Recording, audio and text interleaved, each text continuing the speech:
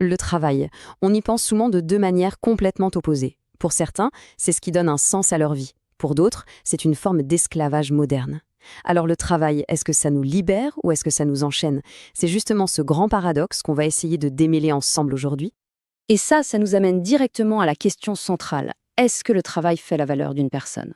C'est une interrogation philosophique immense qui a traversé les siècles et, on va le voir, elle est d'une actualité absolument brûlante. Allez, on plonge dans le vif du sujet.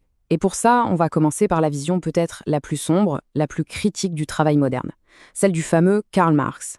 Pour lui, les choses sont assez claires. Dans le système capitaliste, le travail n'est pas une libération, c'est une source de souffrance.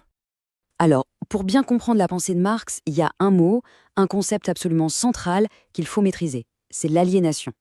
Le mot vient du latin alienus, qui veut dire étranger. Donc l'aliénation, c'est quoi? Eh bien, c'est ce processus qui fait que le travailleur devient un étranger. Un étranger à lui-même, à ce qu'il fait et au produit final de son travail.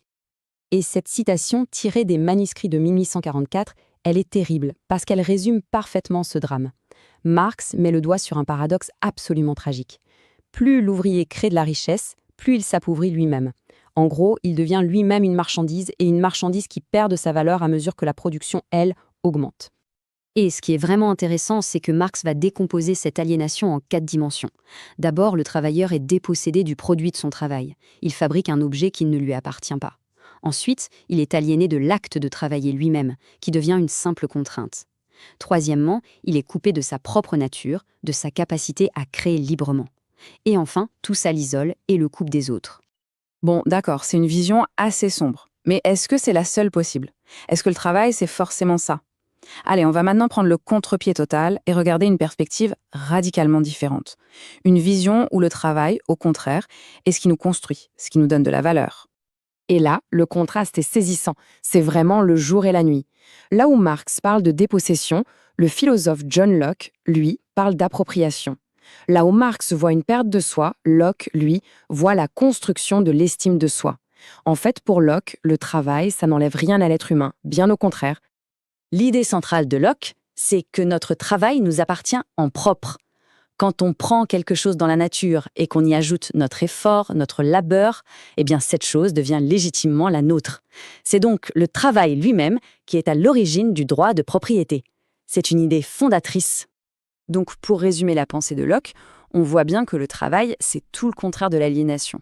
C'est l'activité qui permet de fonder la propriété, qui nous donne de l'estime pour nous-mêmes, qui développe nos talents, nos compétences, et qui, au bout du compte, peut même donner un sens à notre vie. Alors voilà, on a deux blocs. Deux visions du travail qui s'affrontent, Marx et l'aliénation d'un côté, Locke et la libération de l'autre. Mais la question qu'on peut se poser, c'est est-ce que la réalité n'est pas un peu plus nuancée que ça? Et si la vérité se trouvait quelque part entre les deux?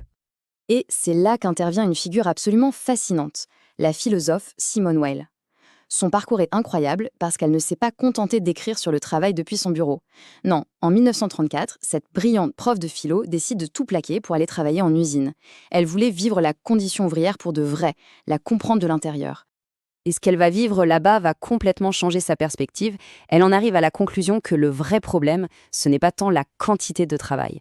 Parce que, comme elle le dit, réduire le temps de travail ne sert à rien si les heures restantes sont des heures d'esclavage. Non, la vraie question c'est comment peut-on transformer le travail pour qu'il retrouve sa dignité et son sens? Et elle propose des pistes très concrètes. Selon elle, il faut déchirer le voile que met l'argent entre le travailleur et le travail. Qu'est-ce que ça veut dire? Par exemple, faire en sorte que chaque ouvrier, même celui qui ne fait qu'une toute petite tâche, puisse voir le produit final, qu'il puisse comprendre à quoi a servi son effort et qu'il puisse en ressentir de la fierté. Cette idée que le travail, c'est ce qui nous relie aux autres, on la retrouve aussi chez un grand sociologue, Émile Durkheim. Pour lui, la division du travail, le fait que chacun ait sa spécialité, ce n'est pas du tout ce qui nous isole. C'est tout le contraire. C'est le ciment qui tient la société. On dépend tous les uns des autres et c'est ça qu'il appelle la solidarité sociale. Ok, Marx, Locke, Weil, Durkheim, tout ça c'est passionnant. Mais concrètement, aujourd'hui, en quoi ces débats nous concernent-ils encore? Eh bien, on va s'intéresser à un phénomène très très actuel qui remet toutes ces questions sur la table. Et ce phénomène, on l'appelle l'ubérisation. On connaît tous le principe des plateformes numériques qui mettent en contact des clients avec des travailleurs dits indépendants, sans contrat de travail classique. Sur le papier, la promesse est belle, plus de flexibilité, de l'autonomie, bref, la liberté. Mais dans les faits, est-ce vraiment une libération? Cette citation de Karim Amellal, elle est assez percutante, non? Elle vient un peu doucher l'enthousiasme. Quand il dit que ce sont les prolétaires du XXIe siècle, il suggère que derrière la modernité des applications, on retrouverait une forme d'aliénation finalement assez ancienne, très proche de celle que décrivait Marx. Et tout ça, ça nous laisse avec une question immense, une question ouverte pour notre avenir. Le travail du futur. Sera-t-il une libération choisie où chacun pourra s'épanouir, ou est-ce qu'on se dirige vers une nouvelle servitude, déguisée en modernité et en flexibilité? La question reste ouverte, et c'est peut-être à notre génération de commencer à y répondre.